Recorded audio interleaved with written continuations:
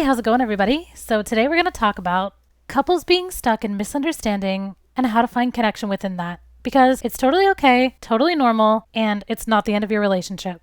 This topic is inspired by a song called Like to Be You by Shawn Mendes featuring Julia Michaels, which I wrote about on my Substack, where I deep dive into lyrics, discuss my interpretations of them, and how they make me feel. What I believe the song is trying to teach is that it really sucks when you don't understand your partner. It's very painful, but it's also okay. The most important thing that you can do is to let them know that you care and to listen to their experience. Respect their views. Understand that their feelings are valid. You don't have to agree with them.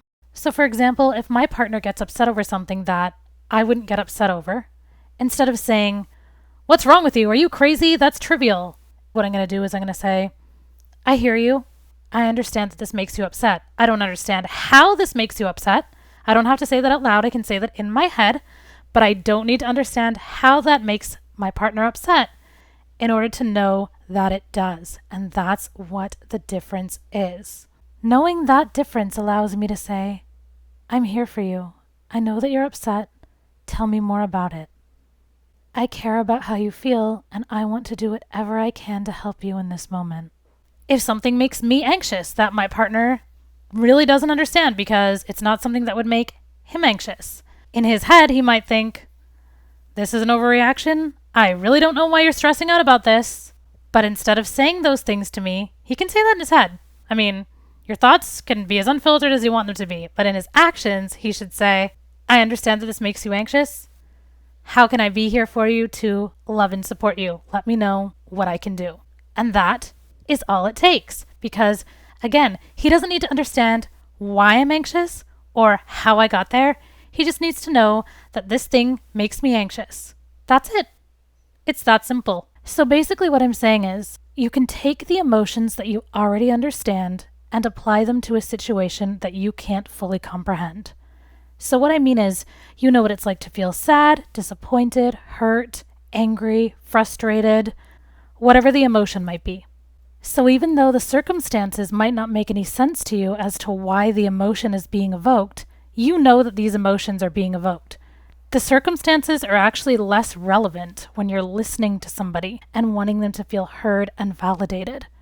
So you listen to the circumstances and you apply your feelings, your experience with those emotions to what they're telling you. So if they tell you that they're frustrated, you're going to say to yourself, "Okay, I know what it's like to be frustrated. This particular thing may not frustrate me, but I still am familiar with the emotion of frustration."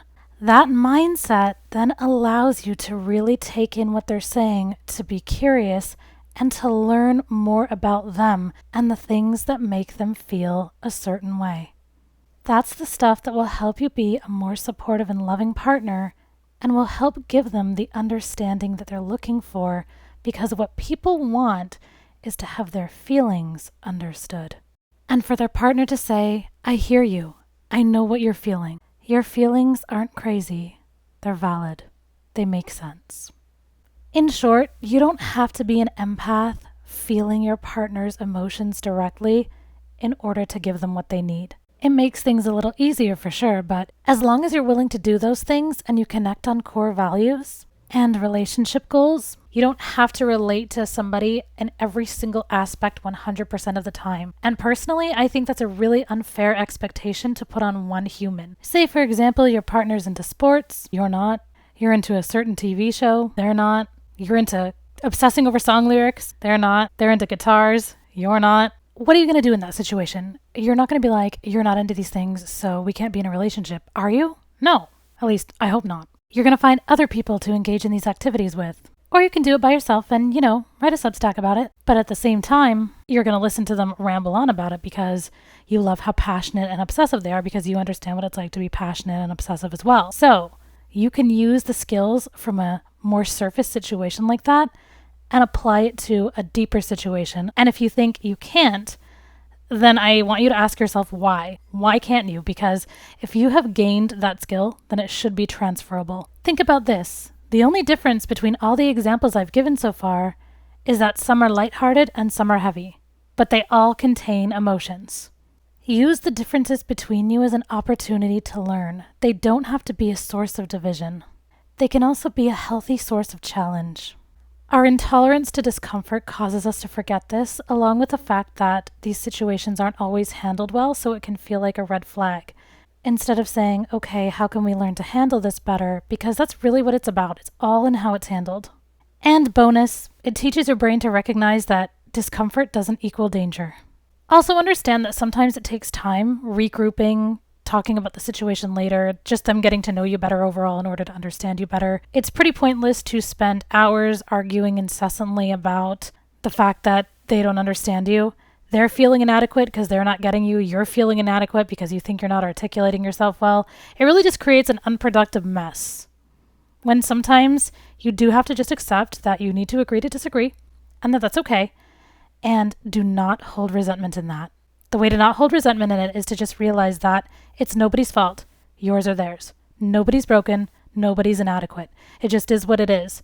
Sometimes one human can't relate to another human, even when we love them. It's okay. It's really okay, guys. We can only ask for and expect somebody to try. If they really care about you, they will. Also, if there is a specific area where you really were hoping your partner would understand you and they just can't, it's okay to grieve that. We often have these ideal pictures of our partner being able to understand us 100% of the time, and it just doesn't pan out that way in reality. Some people do have that 100% shared understanding, but I would say that reality is more rare than not. I also don't believe that it's the determining factor of whether or not a relationship can be successful and whether emotional depth can exist. Instead, I think a better practice is to not rely on your partner for every single thing. Again, it's a lot to ask of one human. Find other people who have that shared understanding on those things that your partner just doesn't get. That's also okay. And I feel like I should say this to clarify. I'm not saying that your partner shouldn't understand you at all. I'm just saying that sometimes when it comes to specific issues, they might not. And it doesn't have to be the end of the world. Conflict is connection. When two people choose to put in the work to communicate well and go into every situation with the goal of understanding, that is where connection thrives. I think this song is from the perspective of two people who haven't quite realized this yet, but are on the path to realizing it. If you want to read my thoughts on it, check out the specific lines I discuss and how they relate to the context of the story. I'm going to link to my post on Substack in the pinned comment and description. And then if you want to, you can subscribe to my Substack, so you can obsess over song lyrics with me. And if you enjoyed this, subscribe here too.